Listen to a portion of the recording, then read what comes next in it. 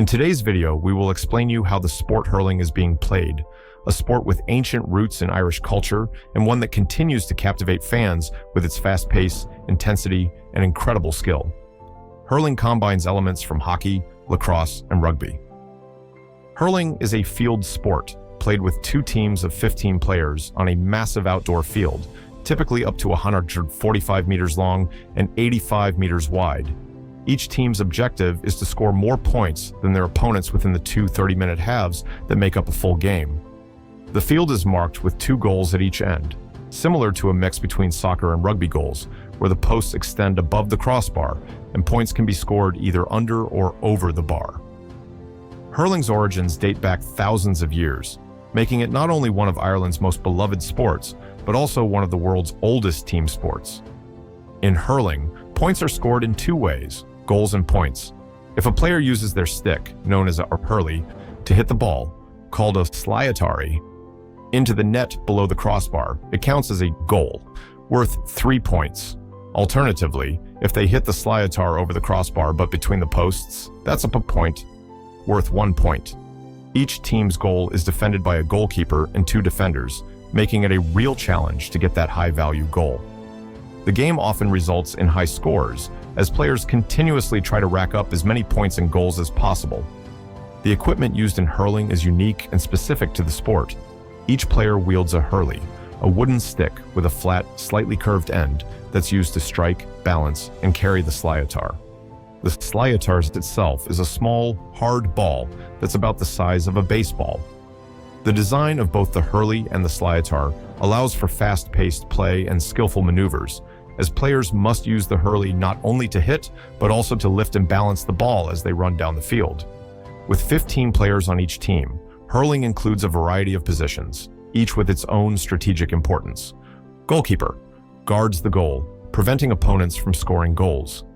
The goalkeeper plays a critical role in initiating puck-outs, which restart the play after a score or out of bounds. Fullbacks and halfbacks, defenders responsible for blocking the opposing team's forwards and preventing them from advancing the ball or scoring.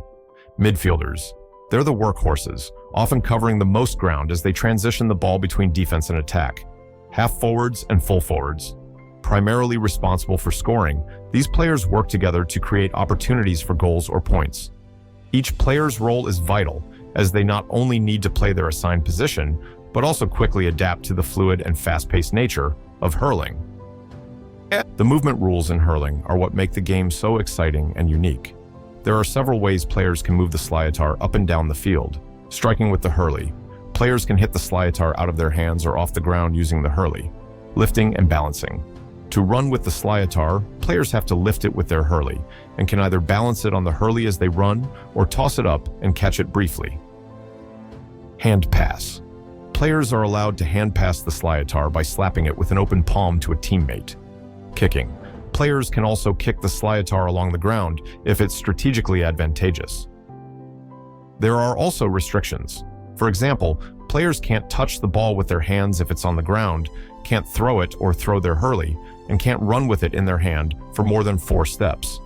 These rules ensure that the game remains dynamic, with a mix of running, passing, and striking that keeps fans and players engaged. Hurling is a contact sport, allowing players to make shoulder-to-shoulder contact with an opponent provided certain conditions are met. This contact is allowed if the opponent has possession of the sliatar or if no one has clear possession, allowing players to contest the ball. Defenders can use their hurleys to block or intercept shots, adding a layer of skill and anticipation to the game.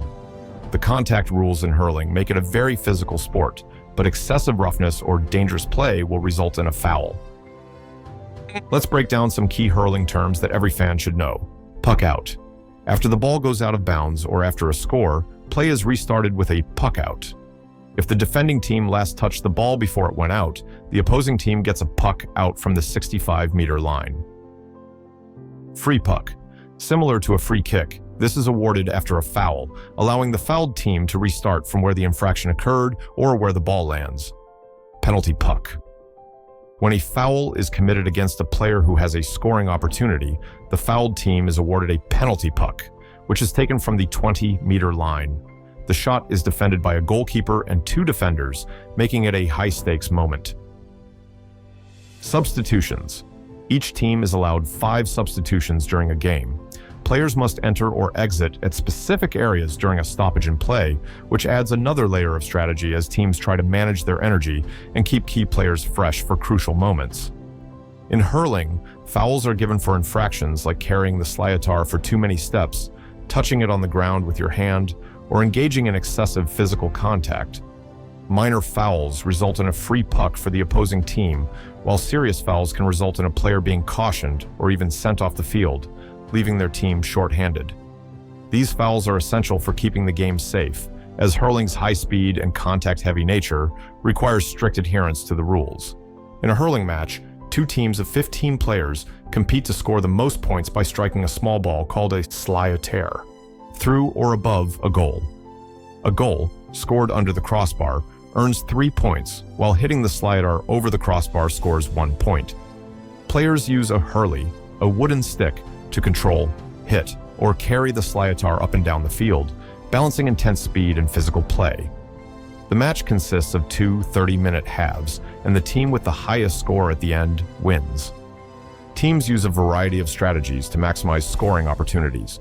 Some players specialize in accurate puckouts to launch the sliotar deep into opposing territory, setting up forwards for scoring chances.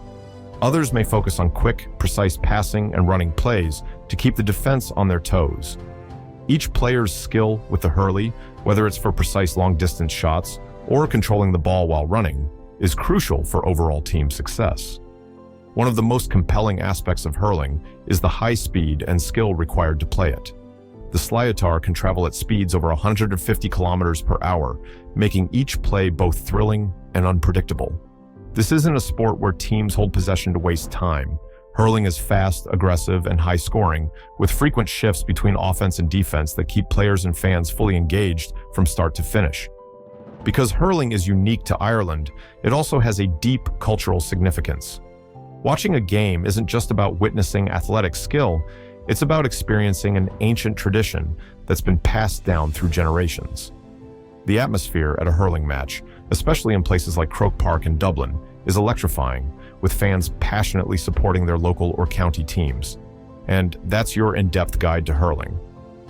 From the basics of scoring and equipment to the nuances of movement, fouls, and strategy, hurling is a game that blends history, culture, and high-speed action into one unforgettable experience. Whether you're a sports enthusiast looking to expand your knowledge or just a curious viewer, we hope this guide has given you a new appreciation for this incredible Irish sport. If you're ever in Ireland, make it a priority to catch a live hurling match. It's truly unlike anything else. And if you found this breakdown helpful, don't forget to like, comment, and subscribe for more in-depth sports guides.